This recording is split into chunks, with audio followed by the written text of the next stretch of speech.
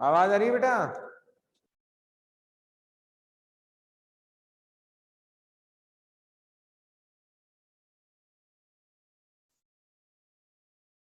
अपनी क्लास का विशेष तौर पे ध्यान रखना है, 11:20 पर इस क्लास स्टार्ट हो ही जाती है ना। ठीक है, यस आज सर। देखो इस चैप्टर में बचा है तो चुनाव सुधार। चुनाव सुधार आप सवाल लिख लें, चुनाव सुधार के उपाय लिखें। नानूराम हेयर स्टाइल यूज कर रहा है बेटा, बंद कर दे। हाँ बंद कर दी वीडियो। ठीक है, चुनाव सुधार देखो। अब चुनाव सुधार क्या क्या है या चुनाव सुधार के उपाय। चुनाव सुधार के उपाय। अब देखो यहाँ क्या होने वाला है, क्या क्या हो सकता है। एक तो कर सकते हैं शिक्षा, चुनाव में कैसे सुधार किए जा सकते हैं, या चुनाव की प्रणाली में कैसे सुधार किए जा सकते हैं, या भारत में जो चुनाव व्यवस्था है उसमें कैसे सुधार लाया जा सकता है, ये हम पढ़ने वाले हैं। तो इसमें पहला तो क्या है, शिक्षा। शिक्षा कैसे, शिक्षा के माध्यम से क्या आती है, जागृति। शिक्षा के माध्यम से क्या आती है, जागृति।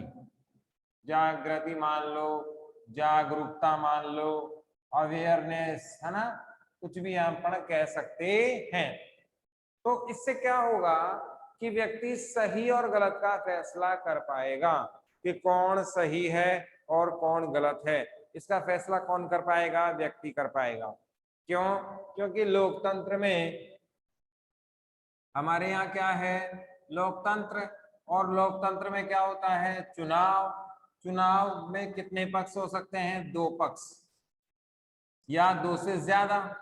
ठीक है, उनमें से क्या चुनना है, एक को चुनना होता है। इतने में से किसको चुनना है, एक को, एक को चुनना है। अब हम जानते हैं कि ये किसका है, निर्णय करने का सिद्धांत है, निर्णय करना है। अब ये निर्णय कैसे करेंगे, जब हमारे में जागरूकता आएगी। जागरूकता का मतलब क्या होता है कि हमें ये पता हो सही कौन है, गलत कौन है, इसका बैकग्राउंड क्या है, इसकी शिक्षा क्या है, इसने पहले तक आज तक क्या काम किया था, आगे क्या कर सकता है, कौन सी पार्टी का है, इसकी पार्टी की विचारधारा क्या है, ये सारी चीजें होनी चाहिए। तो शिक्षा हमें क्या देती है, भविष्य के निर्माता बनाने में योगदान देती है। शिक्षा से हमें ज्ञान आता है, ज्ञान से हम जागृति लाते हैं, और जागृति और ज्ञान के अनुभव के आधार पर हम सही गलत का चुनाव कर सकते हैं। जैसे एक शिक्षित व्यक्ति से राय लेना ज्यादा अच्छा होता है अशिक्षित की बजाय। ठीक है बेटा, तो पहला क्या है, शिक्षा। तो शिक्षा से क्या मिलती है, हमें जागृति मिलती है, और शिक्षित व्यक्ति ज्यादा आसानी से ये निर्णय कर सकता है कि कौन है और कौन नहीं। समझ में आ रहा है। दूसरा देखो, शिक्षा के बाद में है मतदान प्रोत्साहन।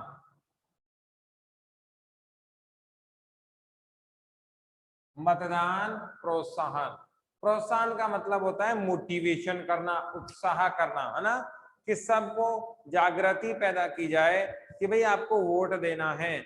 हमारे यहाँ देखते हैं कि 50 से 70% तक, 50 से 70% तक क्या होता है, मतदान होता है। इससे ज्यादा मतदान नहीं होता। या तो कितना परसेंट होता है, 50%, या कितना परसेंट होता है, 70%। इसके बीच का ये रेशियो रहता है, 50, 60, 65 के आसपास होता है। 70 से ऊपर बहुत कम इलाकों में चुनाव होता है। इसका मतलब क्या हुआ कि हमारे यहाँ जो शिक्षित वर्ग है, शिक्षित वर्ग है, वो चुनाव में भाग नहीं लेता है। तो हम ऐसा काम करें कि सभी को क्या बढ़ाएं, उत्साह बढ़ाएं, सभी का क्या बढ़ाएं, उत्साह बढ़ाएं। और ये उत्साह इस तरीके से बढ़ाएं कि वो हर हाल में चुनाव में भाग ले सकें। और प्रत्येक व्यक्ति की ये कर्तव्य बनता है कि वह निर्वाचन में भाग ले, जिससे जो आने वाली सरकार है वो सबकी सरकार हो। ऐसा नहीं हो कि केवल कुछ ही लोग वोट में भाग लें, मतदान में भाग लें और कुछ ही लोगों की वो सरकार बने। ऐसा नहीं होना चाहिए। तो मतदाताओं को क्या करना चाहिए, प्रोत्साहन करना चाहिए कि ये जो मतदान का प्रतिशत है वो 90 से ऊपर होना चाहिए। इससे क्या होगा कि प्रत्येक व्यक्ति जब चुनाव में भाग लेगा तो सरकार भी कैसी होगी, अच्छी बनेगी। इसके बाद है चुनावी घोषणा पत्र। चुनावी घोषणा पत्र की बाध्यता, इसको कहते हैं मैनिफेस्टो। चुनावी घोषणा पत्र को क्या कहते हैं, मैन्यूफेस्टो। अब ये भी याद रखना है बेटा कि प्रत्येक व्यक्ति को जो प्रत्येक पार्टी है उसको ये तय करना चाहिए कि हम पहले से ये घोषणा करेंगे कि अगर हमारी सरकार आती है,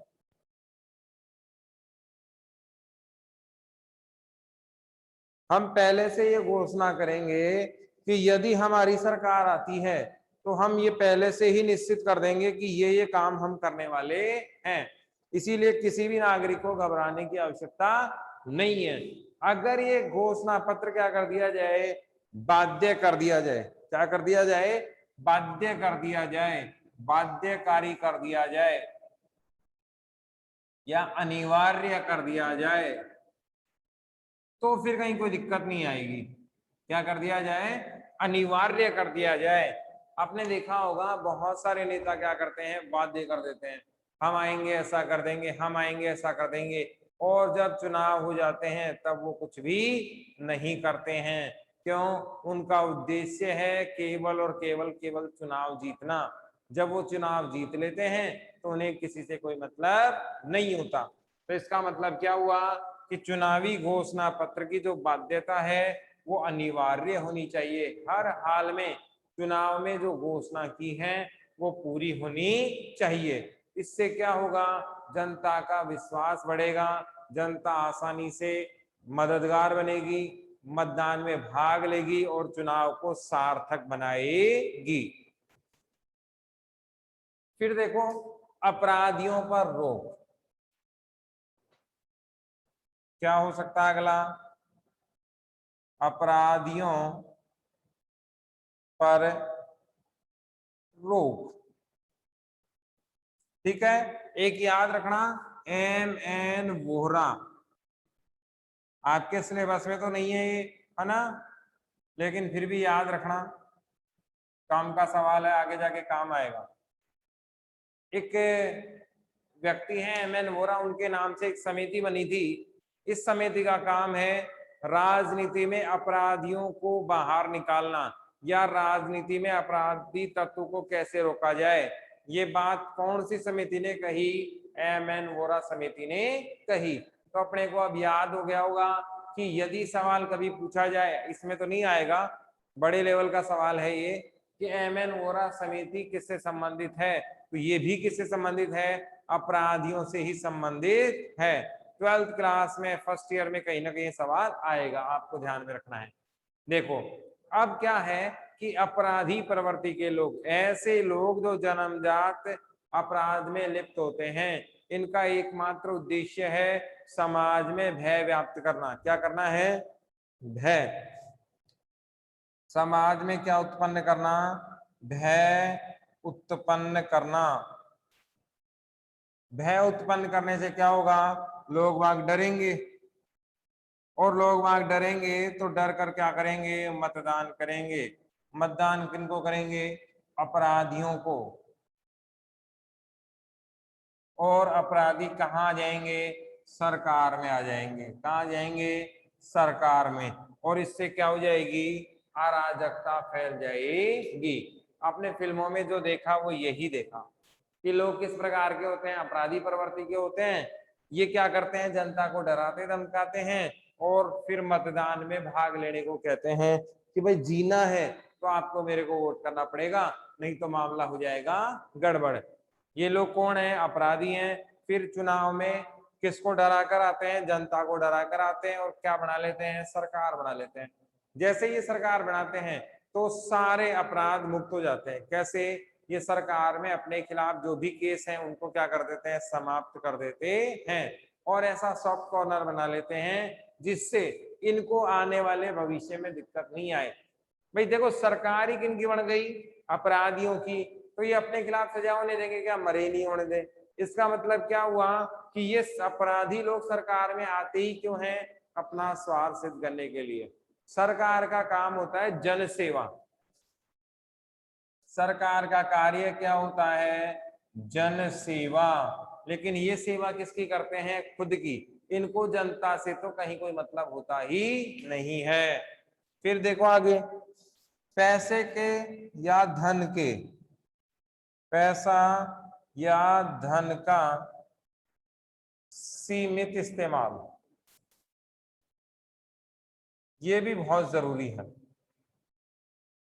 अब देखो, चुनाव सुधार के लिए सबसे ज्यादा जरूरी क्या है कि पैसा कम से कम दिया जाना चाहिए, तय हो जाए। वैसे तय है कि जैसे 10 लाख रुपए एमएलए के लिए, 25 लाख रुपए सांसद के लिए खर्च करने का क्राइटेरिया है। लेकिन आप जानते हो 10 लाख तो ये चुटकी बजाते ही खत्म हो जाते हैं। 200 300 गाड़ियां पर डे चलती हैं, 2 3 हजार आदमी हर बूथ पर खाना खाते हैं। तो आप सोचो 20 से 30 हजार लोग पर डे खाना खाते हैं और ये कितने दिन चलता है, लगभग 15 से 20 दिन से लेकर महीने भर तक चलता है। तो आप मानो 2-5 करोड़ तक का मामला है अगर सांसद का चुनाव लड़ना है तो। और अगर विधायक का चुनाव लड़ना है तो 50 लाख से 2 लाख तक का, सॉरी 1-2 करोड़ का मामला विधायक का चुनाव और 5-7 करोड़ का सांसद का चुनाव। क्यों, इसमें क्या होता है, पैसा खर्च होता है। कैसे खर्च होता है, आप देखते हैं गाड़ियां, है ना, जितने भी कार्यकर्ता उनके लिए गाड़ियां होती हैं। आपने देखा होगा रैलियां निकालते हैं, धरना प्रदर्शन करते हैं, भाषण के लिए स्थान चुनते हैं, वहां का जो स्टेज का प्रोग्राम होता है उसके लिए है, जनता के लिए खाने पीने की व्यवस्था है, वहां फर्नीचर की व्यवस्था है, टेंट वगैरह की व्यवस्था है। ये सब कौन करते हैं, नेता खुद ही तो करते हैं, सरकार थोड़ी करती है उस समय। सरकार तो उस समय निर्वाचन आयोग के अधीन होते हैं, तो ये नेता अपनी जेब से करते हैं, है ना। तो अगर ये इस्तेमाल करना कम कर दें, जितना ज्यादा खर्चा करेगा उतना ही ज्यादा कमाएगा। और ये कमाएगा कैसे, जनता के टैक्स के पैसे से कमाएगा। तो ऐसे में होता क्या है कि ये नेता चुनाव में बढ़ा चढ़ाकर दिखाते हैं। आपने देखा होगा बड़े बड़े पोस्टर लगे होते हैं, टीवी में ऐड देते हैं, टीवी के ऐड लाखों करोड़ों के होते हैं, समाचार पत्रों के फ्रंट पेज पे जो भी लाखों के ऐड होते हैं। तो ये कहीं ना कहीं जनता को आकर्षण का काम करते हैं। फ्री में आपने देखा होगा सोल बांट रहे होते हैं, अपना जो लोगो लगा होता है वो बहुत सारी, है ना, बैठ देंगे बच्चों को इस तरीके से खेलने के लिए। तो ये जो पैसा इस्तेमाल हो रहा है चुनाव में, ये मोटा पैसा किस लिए हो रहा है, इसको सीमित कर देना चाहिए कि भाई चुनाव में आप इससे ज्यादा पैसा खर्च नहीं कर सकते। यदि आप करेंगे तो उम्मीदवारी क्या हो जाएगी, आपकी निरस्त हो जाएगी। तो मेरे साथ सवाल लिख लो आप और फिर इसको आगे और बढ़ाते हैं। लिखो, चुनाव सुधार के उपाय लिखें। सवाल क्या पढ़ रहे हैं, चुनाव सुधार के उपाय लिखें। इसमें पहला तो क्या आएगा, पहला बिंदु क्या आएगा, शिक्षा, है ना। और शिक्षा में क्या पढ़ा हमने, शिक्षा क्या लाती है, हमारे अंदर जागृति लाती है, हमें जागरूक बनाती है, जिससे सही गलत का फैसला कर सकते हैं, अपराधी अराजक तत्वों को हम हटा सकते हैं। दूसरा, मतदान को प्रोत्साहन, कि जनता में जागृति लाई जाए, मतदान जो प्रतिशत कम रहता है उसे ज्यादा बढ़ाया जाए और उत्साह बहुत ज्यादा होगा जनता में तो मतदान प्रतिशत होगा ज्यादा, और जब मतदान प्रतिशत ज्यादा होगा तो अच्छी सरकार आएगी। चुनावी घोषणा पत्र की बाध्यता, जितनी घोषणाएं हमारे यहाँ की जाएं, यानी कि जितने वादे चुनाव से पहले किए जाएं और उन वादों के आधार पर जब हम जीत कर आ जाते हैं तो उन वादों को पूरा भी कराना चाहिए। ऐसा नहीं है कि कर्जा माफी का वादा कर दिया, नौकरी का वादा कर दिया, बहुत सारे और वादे कर दिए और जब चुनाव हम जीत जाते हैं तब वो वादे पूरे नहीं हो, ऐसा नहीं होना चाहिए। तो वादे जब करें चुनाव से पहले तो वो राइटिंग में होने चाहिए, वैसे होते भी राइटिंग में ही है, लेकिन ये बाध्यकारी होने चाहिए कि जो वादे आप करोगे वो 5 साल में पूरे करने ही पड़ेंगे, ऐसा होना चाहिए।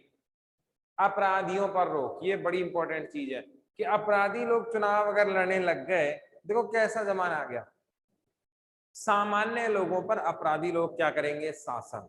जबकि अपराधी लोगों को कहाँ होना चाहिए, जेल में, और सामान्य लोगों को कहाँ होना चाहिए, खुले में। उल्टा हो रहा है, समाज में अपराधी लोगों के बॉडीगार्ड लगेंगे, सुरक्षा करेंगे उनकी। देखो कैसा जमाना आ गया है ना। और वो पूरी देश पे राज करेंगे, पूरे देश पे क्या करेंगे, राज। कौन से तत्व है, अपराधी तत्व, जिन्हें होना कहाँ चाहिए था, जेल में। लेकिन हमारे यहाँ व्यवस्था ऐसी है कि बहुत सारी समितियां बनी लेकिन फिर भी इस पे काम नहीं करना चाहती।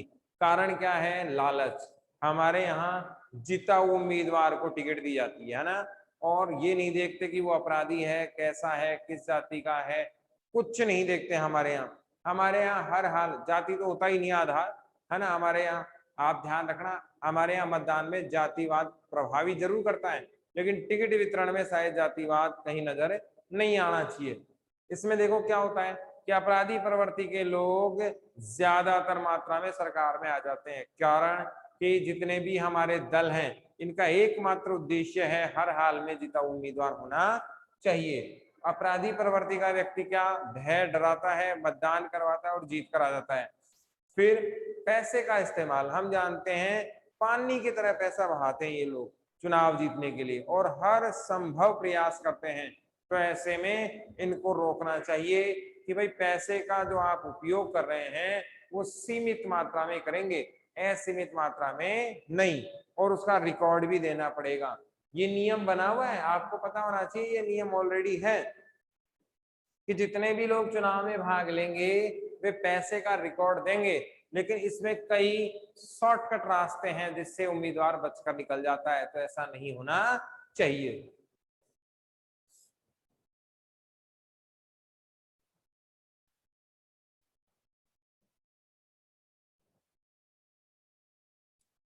इसके बाद इसी में है कठोर कानून।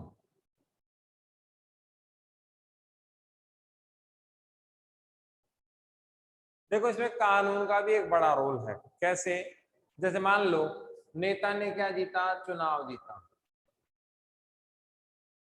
नेता ने क्या जीत लिया, चुनाव जीत लिया। नेता किस प्रवृत्ति का था, अपराधी प्रवृत्ति का, अपराधी प्रवृत्ति का था। अब ये क्या करेगा, जैसे ही ये सरकार में शामिल होगा, सबसे पहले अपने खिलाफ जो अपराधी मामले थे, अपने खिलाफ क्या थे, अपराधी मामले, उनको क्या कर लेगा, ये हल कर लेगा। इसका मतलब क्या हुआ, इसे कभी भी सजा नहीं हो सकती।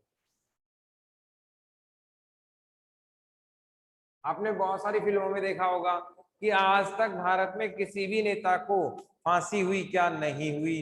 क्यों नहीं हुई, क्योंकि ये कौन से बैकग्राउंड के थे, अपराधी बैकग्राउंड के थे। क्या थे, नेता थे, कानून कैसे नहीं थे, कठोर नहीं थे। इसीलिए इन्होंने अपराधी प्रवृत्ति का फायदा उठाया, सरकार में शामिल हुए और अपने खिलाफ जो मामले चल रहे थे उनको सबसे पहले सॉल्व किया, ताकि उनके खिलाफ कोई सजा ना सुना सके, उनके खिलाफ किसी प्रकार का कोई काम ना हो सके और वो स्वच्छ बच जाएं। इसीलिए कठोर कानून होने चाहिए।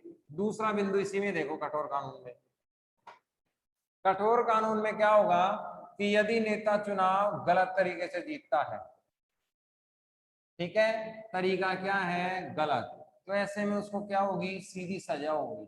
सजा का क्या पड़ेगा, प्रभाव पड़ेगा, और कोई दूसरा व्यक्ति आसानी से ऐसा काम नहीं करेगा।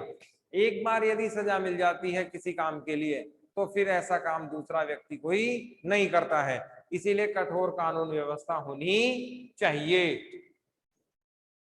कठोर निर्वाचन,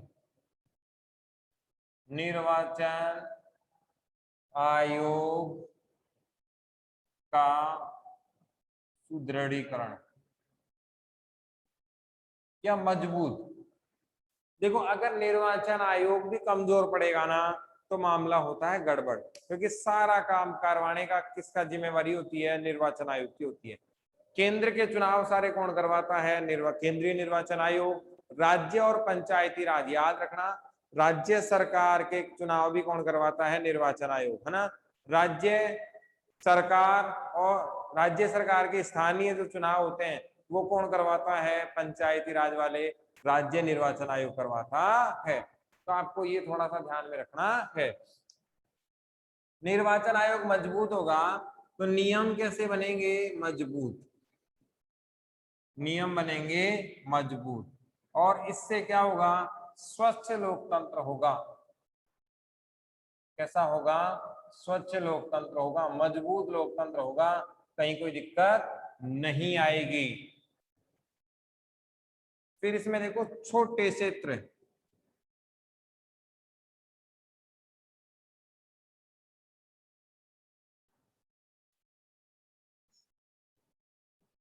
ये भी एक चुनाव सुधार का बड़ा मुद्दा है।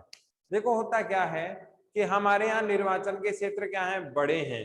निर्वाचन क्षेत्र बड़े होने के कारण क्या होता है कि कुछ लोग जागरूक भी होते हैं, कुछ विशेष समाज के भी होते हैं, तो उसमें कहीं ना कहीं नेता क्या कर लेते हैं, एडजस्टमेंट कर लेते हैं। यदि चुनावी क्षेत्र छोटा हुआ, आपने देखा होगा सबसे खतरनाक चुनाव किसका होता है, सरपंच का। किसका होता है, सरपंच का। और एक एक वोट है कि नहीं है, एक एक वोट है उसकी मारामारी होती है, क्योंकि हर व्यक्ति को आपस में जानते हैं, हर व्यक्ति को हम बहुत अच्छे से पहचानते हैं कि व्यक्ति कैसा होता है, स्थानीय होता है, और उसके अच्छे बुरे गुणों को भी हम जानते हैं, काम कर पाएगा कि नहीं कर पाएगा ये भी हम जानते हैं। तो इसीलिए निर्वाचन क्षेत्र कैसे होने चाहिए, छोटे होने चाहिए। इससे आपस में व्यक्ति जुड़े हुए होते हैं, व्यक्ति की सारी गुण क्या है, अवगुण क्या है वो हमें पता होता है, और सारी चीजें हम जानते हैं।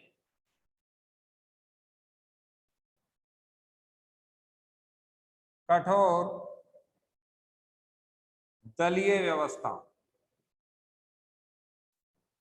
अब देखो दल क्या होता है या पार्टी क्या होती है, इसकी विशेषता हमने पढ़ी थी ना, दल और दबाव समूह में अंतर हमने पढ़ा था, तब हमने इसको पढ़ा था। सर। पार्टी की क्या होती है, विचारधारा। पार्टी की क्या होती है, विचारधारा। आपने देखा होगा पार्टी की विचारधारा, जैसे बीजेपी की थी हिंदुत्व है, और ये कब से चल रही है, 1986 से चल रही है। लेकिन आप देखना Narendra Modi ji PDP, people democratic party कहाँ की है, जम्मू कश्मीर की, और लीडर कौन है, महबूबा मुफ्ती।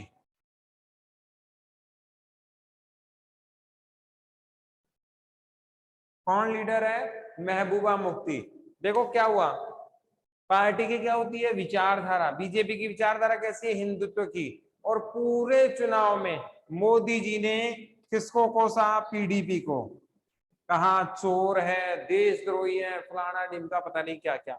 और जैसे ही बीजेपी को गठबंधन नहीं, पूर्ण बहुमत नहीं मिला, इनके साथ मिलकर क्या बना ली, सरकार बना ली। सरकार किस किस की बनी, बीजेपी प्लस पीडीपी। आप बताओ ये सही हुआ क्या, गलत। क्यों, क्योंकि कठोर दलीय व्यवस्था नहीं थी। जिनके खिलाफ आप विरोध में थे उन्हीं के साथ आप चले गए। और उदाहरण देख लो, शिवसेना, शिवसेना प्लस कांग्रेस,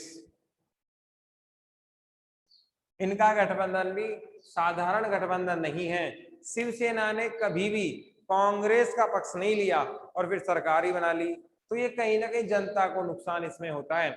जनता ने इस आधार पर चुना था शिवसेना को, बीजेपी को, कि ये कभी भी कांग्रेस के साथ नहीं जाएंगे। मोदी जी को जम्मू कश्मीर में ये लोग इसलिए लाए थे कि ये कभी भी पीडीपी के साथ नहीं जाएंगे। तो जनता ने जो प्लान बनाया था, जनता जिस उद्देश्य से मतदान कर रही थी, उस उद्देश्य का फायदा कौन उठा लेते हैं, ये दल उठा लेते हैं और जनता को किनारे पर कर देते हैं। तो वास्तव में जनता इसमें ठगा हुआ महसूस करती है। जबकि होना क्या चाहिए था कि जनता ने जिस उद्देश्य से वोट दिए हैं या जनता जो कार्य करना चाहती थी वो काम जनता को होना चाहिए था, जनता के उद्देश्य की पूर्ति होनी चाहिए थी। तो यहाँ क्या क्या पढ़ लिया? पहला तो पढ़ा कठोर कानून। अगर कानून कैसे होंगे कठोर, तो कोई भी नेता बच नहीं पाएगा, हर नेता को क्या मिलेगी? सजा मिलेगी, और अगर एक को सजा मिल गई तो बाकी गलती करेंगे ही नहीं। दूसरा क्या है? निर्वाचन आयोग का सुदृढ़ीकरण। अगर मजबूत निर्वाचन आयोग होता है, आयोग कैसा हो? मजबूत, तो कोई भी गलत काम नहीं करेगा, स्वच्छ लोकतंत्र होगा, डरेंगे लोग बात। लेकिन हमारे क्या होता है कि निर्वाचन आयोग ने या कानून में ऐसी कुछ कमियां हैं जिनकी वजह से नेता उसका शॉर्टकट अपना लेते हैं। छोटे निर्वाचन क्षेत्र। अब निर्वाचन क्षेत्र बड़े होने का क्या होता है? नुकसान होता है। यदि निर्वाचन क्षेत्र कैसे हो? छोटे, तो आसानी से वे उसका फायदा उठा सकते हैं। आम जनता उस व्यक्ति को जानती है, वो लोकल क्षेत्र का होता है और आसानी से इसमें काम हो जाता है, तो उसके सही गलत का वो पहचानते हैं। कठोर दलीय व्यवस्था, कि दल के जो निर्णय हैं वो बहुत सोच समझ के होने चाहिए, कठोर होने चाहिए। इसमें कोई भी व्यक्ति किसी भी प्रकार से किसी को लालसा नहीं दे सकता, आसानी से परेशान नहीं कर सका, ऐसा कोई काम नहीं होना चाहिए। फिर बीजेपी का हमने उदाहरण देखा। अब इसमें एक और बचा है चुनाव सुधार में,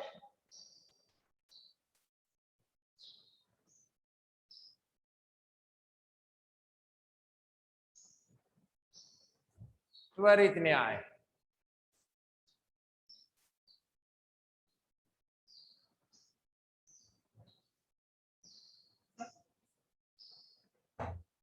त्वरित न्याय, त्वरित न्याय क्या है जी? ये देखो, जैसे मान लो सीपी जोशी,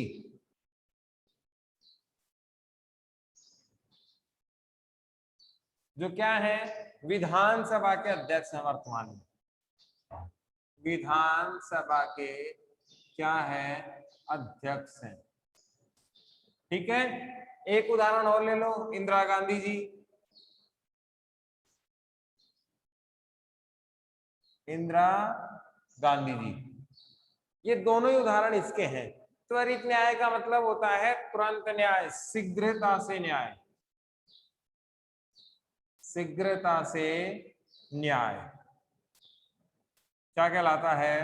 त्वरित न्याय कहलाता है। सीपी जोशी साहब पिछले कार्यकाल में, पिछले कार्यकाल में, ठीक है, कितने वोट से हारे? 1 वोट से हार गए।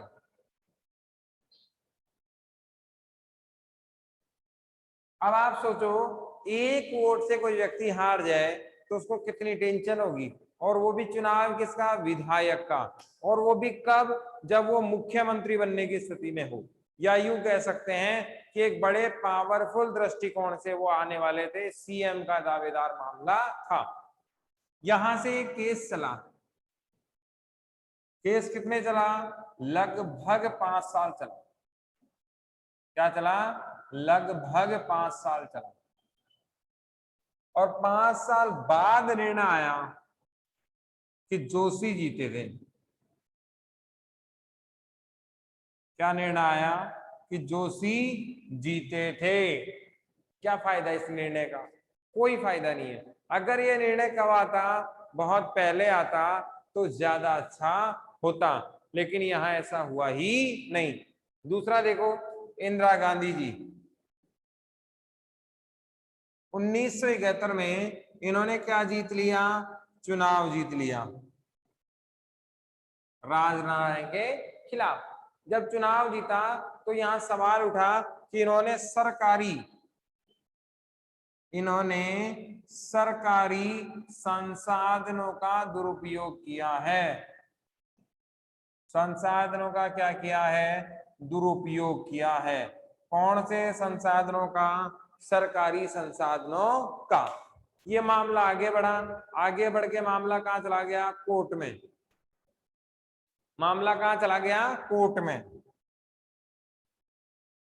और कोर्ट में जाते ही लगभग अंत में ही 5वें साल में ही या 5वें वर्ष में निर्णय आया, क्या निर्णय आया कि वास्तव में इंदिरा जी ने गलत तरीके से चुनाव जीता था, क्या निर्णय आया कि गलत तरीके से चुनाव जीता, किसने? इंदिरा जी ने। क्या फायदा है कि नहीं है? पूरे 5 साल तो क्या रह गए, ये प्रधानमंत्री रह गए, और उसके बाद पता लगा कि इंदिरा जी ने क्या चुनाव गलत जीता था, है ना? तो ऐसे काम भी नहीं होने चाहिए, तुरंत न्याय मिलना चाहिए यदि कहीं कोई गलत नजर आता है तो।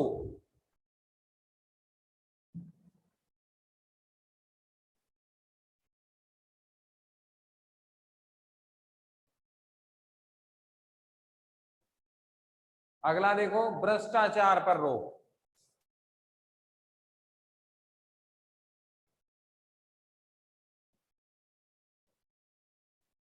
चुनाव सुधार में बहुत बड़ा रोल है ना? चुनाव सुधार में क्या है, बहुत बड़ा रोल है कि ऐसे लोग जिन्होंने पद का दुरुपयोग किया हो, क्या किया हो? पद का दुरुपयोग किया हो, ठीक है, या ऐसा कोई कार्य जो विधि के विपरीत हो, विधि के विपरीत कार्य किया हो, या लालच में आकर काम किया हो, आकर क्या कर दिया हो, काम किया हो, ये सारे क्या है? कर्तव्य का पालन नहीं किया हो, कर्तव्य का क्या नहीं किया? पालन नहीं किया। इन सब में क्या होता है? भ्रष्टाचार। उदाहरण देखो, 2G स्पेक्ट्रम घोटाला, कोल आवंटन घोटाला, कोल आवंटन घोटाला, कॉमनवेल्थ घोटाला, कॉमनवेल्थ घोटाला। ये घोटाले नहीं है, बहुत बड़े घोटाले हैं। आप इससे अंदाजा लगा सकते हो कि यदि हम गिनने बैठे पैसे को, यदि हम पैसे को गिनने बैठे तो पूरी जीवन में हाथों से पैसे नहीं गिन सकते, हाथों से पैसा नहीं गिन सकते, इतना पैसा है इनमें। आप सोच के देखो कि कितना खतरनाक घोटाला हुआ है। 2G स्पेक्ट्रम घोटाले में एक के आगे आप 17 जीरो लगा सकते हो। कितने? 17 जीरो। शायद काउंटिंग ही नहीं आती होगी कितने डिजिट हो गए। और जब चेक भरेंगे तो ये बड़ा लंबा चौड़ा मामला हो जाएगा। इसीलिए कॉमनवेल्थ घोटाला, 2G स्पेक्ट्रम घोटाला, कोल आवंटन घोटाले, ये बहुत बड़े मात्रा में घोटाले हुए थे। तो आपको ये ध्यान रखना चाहिए कि ऐसे लोग भ्रष्टाचारी हैं, जो पद का दुरुपयोग करते हैं, जो लालच से काम करते हैं, जो गलत तरीके से काम करते हैं। ऐसे लोगों को पद नहीं मिलना चाहिए। यदि इनके ऊपर किसी प्रकार का कोई आरोप लग जाता है तो उसमें जब तक क्या नहीं आ जाता फैसला, तब तक चुनाव नहीं होना चाहिए। क्या नहीं होना चाहिए? ये चुनाव ना लड़ सके, ऐसी कार्रवाई होनी चाहिए। इससे फायदा क्या होगा कि अगली बार जब कोई ऐसा कोई घोटाला करेगा तो वो सोचेगा कि क्या मुझे ऐसा करना चाहिए भी या नहीं। ऐसी स्थिति में हम देख सकते हैं कि यहाँ क्या रहेगा, बड़ा एक निर्णय रहेगा और कोई भी काम करने से पहले डरेगा।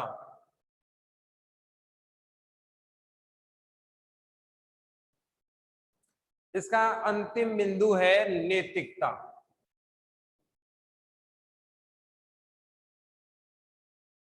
नैतिकता, भगवान श्री कृष्ण ने कहा है कि जब तक व्यक्ति में नैतिकता, अंतरात्मा से कार्य नहीं होगा तब तक कुछ भी संभव नहीं है। अंतरात्मा, जैसे हमारे डीएनए में ही क्या है? भ्रष्टाचार है कि हम पद पर आते ही क्या करने लग जाते हैं? गड़बड़ करने लग जाते हैं। इसीलिए प्रत्येक व्यक्ति को क्या होना पड़ेगा, नैतिक होना पड़ेगा, क्या होना पड़ेगा, मोरल होना पड़ेगा, मोरल होना पड़ेगा। इससे फायदा क्या होगा कि प्रत्येक व्यक्ति जब मोरल हो जाएगा तो उसकी लालसाएं कम होंगी, उसकी इच्छाएं कम होंगी, और जब उसकी इच्छाएं कम होंगी तो वो आवश्यकता से ज्यादा कमाने के बारे में नहीं सोचेगा, वो किसकी तरफ नहीं जाएगा, विलासिता की पूर्ण नहीं जाएगा, किसकी तरफ नहीं जाएगा, विलासिता की और नहीं जाएगा, और वो क्या करेगा, सामान्य कार्य करेगा, सामान्य कार्य करेगा, सामान्य जीवन जिएगा और आसानी से उस सामान्य जीवन का आनंद लेगा, उस तड़क भड़क में नहीं जाएगा, ऐसा कोई काम नहीं करेगा जिससे दूसरे का हक वो खा जाए। इसके लिए सबसे ज्यादा जरूरी क्या है, नैतिकता अप्लाई होनी चाहिए। जैसे हमारे सिलेबस में जोड़ दी जाए, हमारे शिक्षाप्रद कहानियां असेंबली में हो, बहुत सारे काम ऐसे किए जाने चाहिए जिससे हमारे जो चरित्र है, हमारा जो व्यवहार है, हमारा जो दैनिक काम है, उसमें हम कर्तव्य को पूरा करें। जैसे विद्यालय में आ रहे हैं तो हमारा सबसे पहला कर्तव्य है शिक्षकों का सम्मान करना, दूसरा हमारा कर्तव्य है पढ़ाई करना, तीसरा हमारा कर्तव्य है विद्यालय की प्रॉपर्टी को सुरक्षित रखना, चौथा हमारा कर्तव्य है अनुशासन बनाए रखना, पांचवा हमारा कर्तव्य है नाम रोशन करना और अच्छे अच्छे कार्य करना। और बहुत सारे कर्तव्य हैं हमारे, जैसे पर्यावरण का संरक्षण करना, गंदी बातों से दूर रखना, व्यभिचार से दूर रखना, किसी को नुकसान ना पहुंचाना, ये भी हमारी ड्यूटी है। कुछ गलत हो रहा है तो स्कूल को सूचना देना, ये भी हमारी ड्यूटी है। एक अच्छे नागरिक के जो गुण होते हैं वो सारे हमारे नैतिकता के गुण हैं, और इन सब चीजों को अगर बच्चे में ही डेवलप कर दिया जाए तो आगे जाकर हम बहुत अच्छा काम कर सकते हैं। अगर ये बच्चे में काम डेवलप नहीं होते हैं, ये गुण अगर बच्चे में नहीं आते हैं, तो फिर बच्चा कहीं ना कहीं लालच में आएगा, लालच से उसमें और विलासिता की जिंदगी आएगी। विलासिता पूर्ण क्या है, ऐश आराम की जिंदगी, और ऐश आराम की जिंदगी में सेवा भाव नहीं होता है, जबकि नेता का उद्देश्य क्या था, जनता की सेवा करना। तो कहीं ना कहीं हम बच्चे को, जो एक पौधा हम लगा रहे हैं बच्चे के रूप में, वो इस तरीके का लगाएं जिससे उसमें शुरू से ही देश के हित की भावना जागृत हो जाए कि देश मेरा परिवार है, उस देश के नागरिक, हमारे देशवासी जो हैं वो मेरे इस परिवार के सदस्य हैं, और अगर मैं इनका हित कर रहा हूं तो वो मेरा हित है, इनका अहित कर रहा हूं तो वो मेरा अहित है। ऐसी भावना जब बच्चों में अगर आ जाएगी तो फिर वो धीरे धीरे ऐसा बिल्डअप होगा कि भ्रष्टाचार होगा ही नहीं, और चुनाव सुधार जैसे कार्य हमें करने ही नहीं पड़ेंगे, देश में घोटाले नहीं होंगे, देश में विकास होगा। मैं आपको उदाहरण देता हूँ, जापान, जापान जैसी देशभक्ति कहीं नहीं होती है। जापान में संतरे कड़वे होते हैं, और ये संतरे कहाँ से आते थे, अमेरिका से, जो मीठे होते हैं। जापान वासियों ने संतरे खाना ही मना कर दिया कि कड़वे संतरे खा लेंगे लेकिन अमेरिका के संतरे नहीं खाएंगे, क्यों, हमारा पैसा अमेरिका को ज्यादा मिलेगा। आप सोच सकते हैं कितनी भयंकर देशभक्ति है। जापान में जब विरोध करना होता है, हड़तालें करनी होती हैं, तो 1 घंटे देशवासी काम ज्यादा करते हैं ताकि देश को नुकसान ना हो और प्रतीकात्मक हमारा आंदोलन भी हो जाए।